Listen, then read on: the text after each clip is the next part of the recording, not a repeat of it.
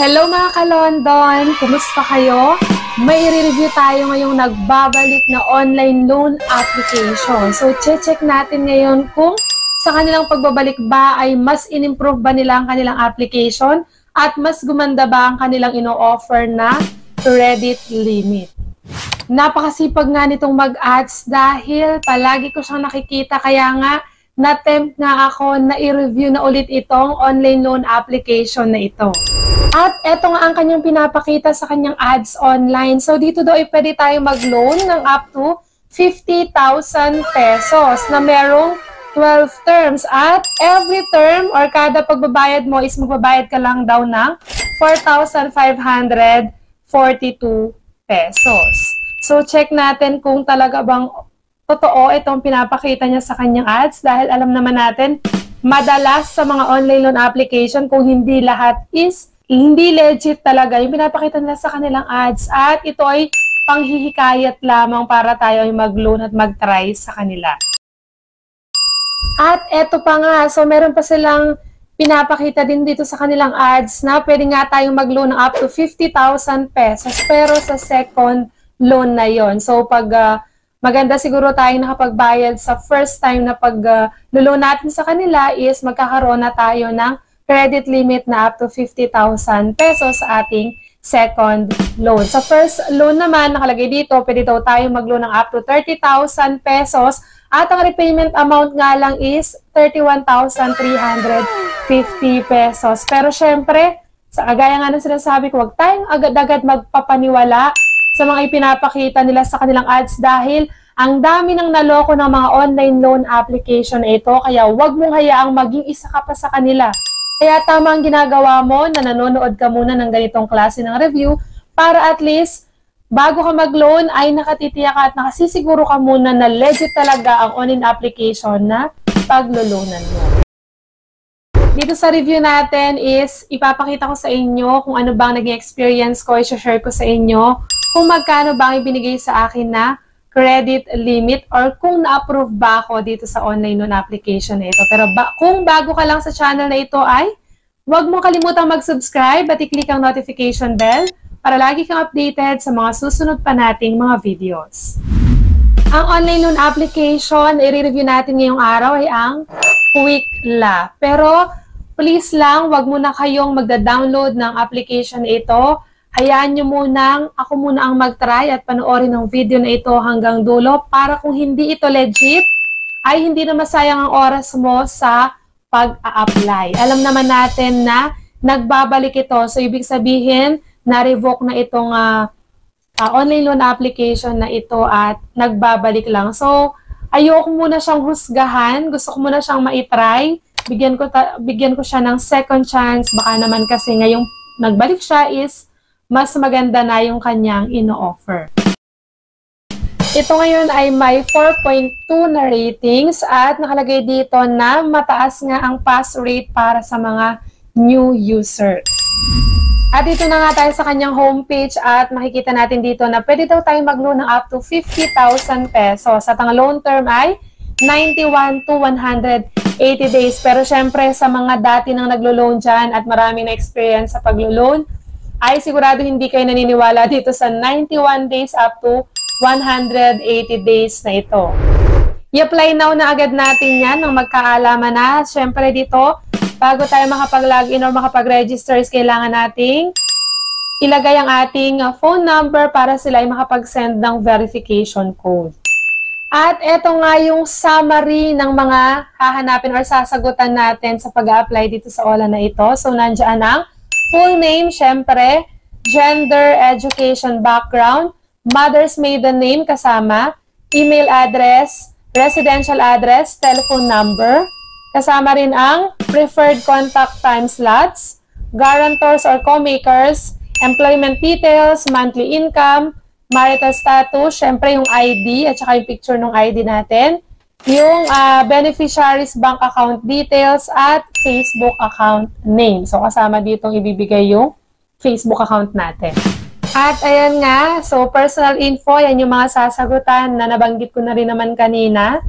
Tapos, eto naman sa employment info. So, dito pala sa Quickla is may bago, no? Meron siya kasing nakalagay dito sa employment info na employed or not employed. Kapag ka not employed ang pinili mo, so wala ka ng iba pang sasagutan. So, hindi mo na kailangan sagutan yung iba pang nandito.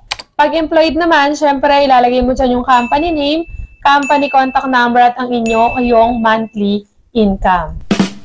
At dito pala sa OLA na ito is 3 contact reference lang ang kailangan mong ibigay. Siyempre, kailangan mong ilagay kung anong relationship or kaano-ano mo yung contact reference na ilalagay mo at make sure lang din na alam nila na ginamit mo sila as contact reference para at least kung may tumawag man is hindi na sila magulat. At yung mga ID na pwede dito ay same pa rin, UMID, driver's license, national ID or yung PhilSys ID natin. Kasama din ang SSS, passport, PhilHealth, TIN, postal, at voter's ID. So, madami-raming ID ang pwede dito sa online loan application na ito. Dito naman sa kanilang withdrawal info kung saan natin marireceive yung amount na niloan natin, pwede pa rin syempre ang e-wallet at bank. So, dito sa e-wallet, pwede ang GCash, ShopeePay, Coins, PayMaya, GrabPay, at OmniPay. At dumako na nga tayo sa pinakahihintay nating part. Dito na nga natin malalaman kung magkano bang credit limit ang binigay sa akin. So, binigay akong dito 3,000 na credit limit. At ito yung kanyang repayment plan or yung loan details niya. So, dito, meron siyang 3 schedule. So, 3 schedule ang ibinigay nila sa akin dito. At sa unang schedule ng pagbabayad is, ito yung mga babayaran ko. 1,500 sa principal amount, tapos may interest siya na 45 pesos at meron pa siyang service fee na 405 pesos. So, ibig sabihin, sa unang schedule na to is magbabayad ako ng 1,950 pesos. So, ganun din sa second schedule niya. Total pa rin ng 1,950 pesos. Doon naman sa third schedule is wala ng principal amount dahil nabayaran ko na yung principal amount na 3,000 pesos pero meron pa rin siyang interest na 150 pesos.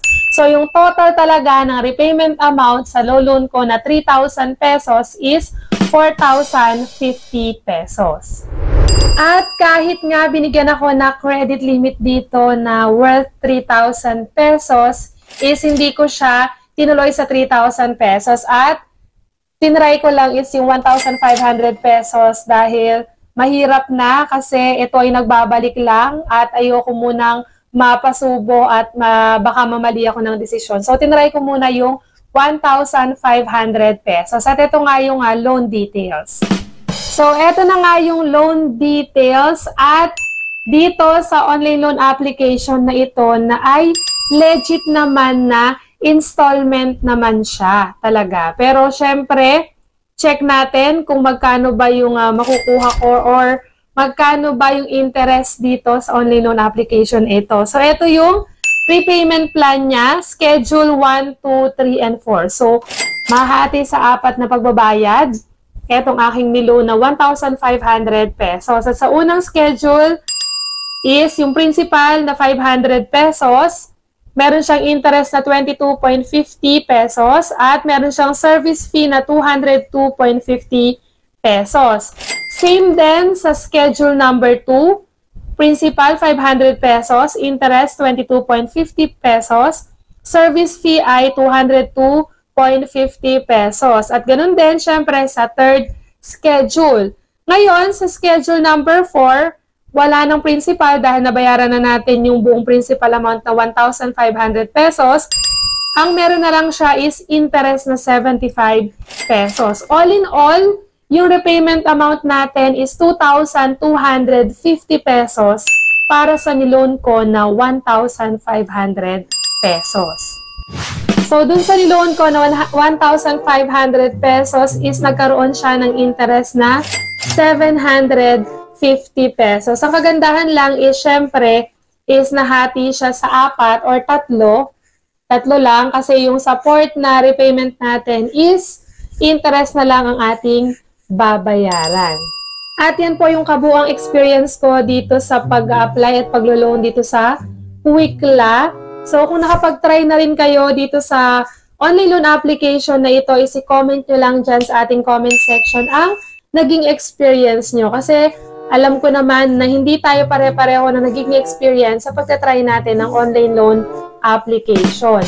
Ngayon, syempre ang desisyon kung itutuloy pa rin ang paglo-loan ay syempre nasa inyo pa rin po. At hindi ko naman kayo hinihikayat na mag-loan. Ang akin lang, ang purpose lang ng aking review is para magkaroon kayo ng idea kung legit ba or worth it ba na mag-loan sa online loan application na ito. At dito na nga po natatapos ang ating review ngayong araw. Hanggang sa muli mga ka-London! Bye-bye!